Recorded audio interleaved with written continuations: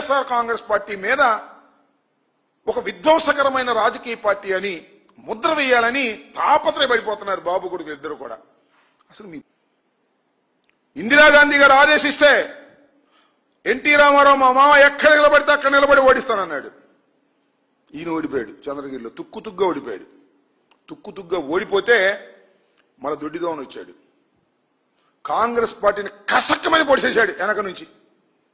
ఇందిరాగాంధీ గారు భిక్ష పెడితే మంత్రి చేస్తే అలాంటి కాంగ్రెస్ పార్టీని వెన్నుపోటు పొడిసి కసక్కమని వచ్చి దొడ్డిదారిన ఎన్టీ రామారావు గారి దగ్గర చేరాడు. చేరుడు అట్ట ఉన్నాడా? పాపం ఏ మాటకు ఆ మాట చెప్పాలి. దగ్గుపాటి వెంకటేశ్వరరావు గారు, ఎన్టీ రామారావు గారు పార్టీ పెట్టిన దగ్గర నుంచి దగ్గుపాటి వెంకటేశ్వరరావు గారు ఆ పార్టీని కాపాడుకుంటూ వచ్చాడు. ఆయనతో పాటు ఆయనే కదా హరికృష్ణ, వీళ్ళిద్దరు ఉన్నారు. వాళ్ళిద్దరిని తొక్కేశాడు. తొక్కేసి ఈయన వచ్చాడు. వస్తే వచ్చాడు, ఏం చేశాడు? ఎన్టీ రామారావుని కసక్కమని పొడిచేశాడు. పొడిచేసి అధికారం తీసుకున్నాడు. ఆ పొడవటానికి ఎవరిని అడ్డం పెట్టుకున్నాడు? దగ్గుబాటి వెంకటేశ్వరరావు గారిని, హరికృష్ణని, ఇద్దరిని అడ్డం పెట్టుకున్నాడు. అడ్డం పెట్టుకుని తొక్కేసి ఆయన చనిపోయిన తర్వాత ఇద్దరిని తొక్కేశాడు. మళ్ళా దగ్గుబాటి వెంకటేశ్వరరావు గారు రాజకీయవేత్త ఈ ప్రపంచంలో ఎవరైనా ఉన్నారు అంటే అది నారా చంద్రబాబు నాయుడు గారే.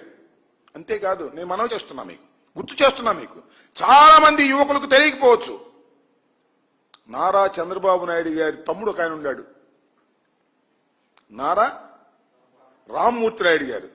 ఆయన కూడా తెలుగుదేశంలో శాసనసభ్యుడిగా ఉన్నాడు. ఆయన ఎక్కడ అడ్డం వస్తాడని ఆయన సస్పెండ్ చేసి పారేశారు. ఆయన కూడా కాంగ్రెస్ లో చేరాడు కొంతకాలం. ఇలాంటి నీచ రాజకీయాలు, దుర్మార్గమైన రాజకీయాలు ఆడింది మీరు. అంతేకాదు 2009లో అంతేనా, 2019లో గుర్తులేదు, చెప్తా.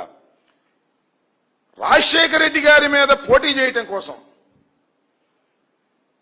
పార్టీలో పట్టు లేకపోతే జూనియర్ ఎన్టీఆర్ని తీసుకొచ్చుకున్నావు. గుర్తుందా మీకు?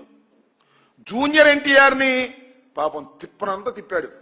ఎన్టీ రామారావు గారు పోలికలు ఉన్నాయి కాబట్టి ఇతను మనకు ప్రమాదం లేదనుకుని తిప్పాడు. పాపం అతను యాక్సిడెంట్ అయింది, హాస్పిటల్ పాలు కూడా అయ్యి చాలా అనారోగ్యానికి గురయ్యాడు. తర్వాత అతను దొక్కాడు, మామూలు దొక్కుడు కాదు. ఎందుకు దొక్కాడు తెలుసా? నారా లోకేష్ గారికి ఎక్కడైనా వస్తాడో, ఎన్టీ రామారావు గారు పోలికలు ఉన్నాయి జూనియర్ ఎన్టీఆర్కి, పార్టీ అంతా ఆయన పడిపోద్దాం, ఆయన అమ్మడిపడని నారా లోకేష్ని తొక్కేసినటువంటి దుర్మార్గం కసక్కని పడి చేసావు కదా. అసలు నైతికత అసలు ఉందా నీకు? నీ బామ్మర్దిని, నీ బామ్మర్ది కొడుకుని, నీ తోడెల్లుణ్ణి, నీ వదిన్ని, నీ తమ్ముణ్ణి, ఇంతమందిని దారుణంగా రాజకీయంగా పొడిసేసినటువంటి వ్యక్తివి నువ్వు. ఇవాళ మమ్మల్ని అంటున్నావు గొడ్డల పార్టీ, పార పార్టీ అని. నీకన్నా దౌర్భాగ్యమైన రాజకీయాలు నడిపినటువంటి వ్యక్తులు, అధికారం కోసం ఏ గడ్డైనా కరిచేటటువంటి మనస్తత్వం కలిగినటువంటి వ్యక్తులు, నిన్ను మించిన వాళ్ళు ఈ రాష్ట్రంలో, ఈ దేశంలో ఎక్కడా లేరనే విషయాన్ని దయచేసి గమనించమని కూడా. చంద్రబాబు నాయుడు గారి దుర్మార్గమైన, మోసపూరితమైన పరిపాలనకు వ్యతిరేకంగా పెద్ద ఎత్తున వైఎస్ఆర్ కాంగ్రెస్ పార్టీ నిరసన తెప్పేటటువంటి కార్యక్రమం చేస్తుంది. అన్నిటినీ ఎండగట్టేటటువంటి కార్యక్రమం చేస్తాం. నాకు తెలిసినంతవరకు భారతదేశ చరిత్రలో ఏ ప్రభుత్వం కూడా 2 సంవత్సరాల్లో ఇంత భయంకరమైనటువంటి యాంటీ ఎస్టాబ్లిష్మెంట్ తెచ్చుకున్నటువంటి రాజకీయ పార్టీ ఏది లేదు. ఈ కూటమే, బాబు కొడుకులు ఇద్దరే. దాని మీద మేము ఇవాళ నిరసన కార్యక్రమాలు చేస్తూ దాన్ని డైవర్ట్ చేసే కార్యక్రమాలు, ఎవరో ఒకరిని అరెస్ట్ చేయటం, లేదా ఎవరో ఒకరి మీద ఎంక్వైరీ వేయటం, ఎవరో ఒకరి మీద పిలిపించటం, ఒక సిట్ వేసి అది సిట్ స్టాండ్గా పెట్టుకోవటం. ఇవాళ కె నాగేశ్వరరావు, జగన్మోహన్ రెడ్డి గారి పొలిటికల్ అసిస్టెంట్, ఆయన నోటీస్ ఇచ్చారు.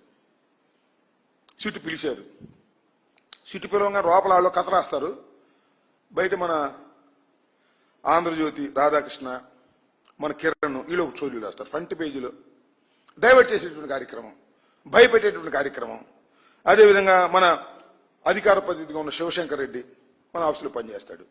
వీళ్ళ మీద స్టోరీలు రాసి భయపెట్టాలని ప్రయత్నం చేస్తారు. పిచ్చోళ్ళారా, ఈ ఆంధ్రజ్యోతి, ఈనాడు, సిట్టు, స్టాండులు రాసే కార్యక్రమాలకి భయపడటానికి వైఎస్ఆర్ కాంగ్రెస్ పార్టీ సిద్ధంగా లేదు. వైఎస్ఆర్ కాంగ్రెస్ పార్టీ కార్యకర్తలు కూడా సిద్ధంగా లేరనే విషయాన్ని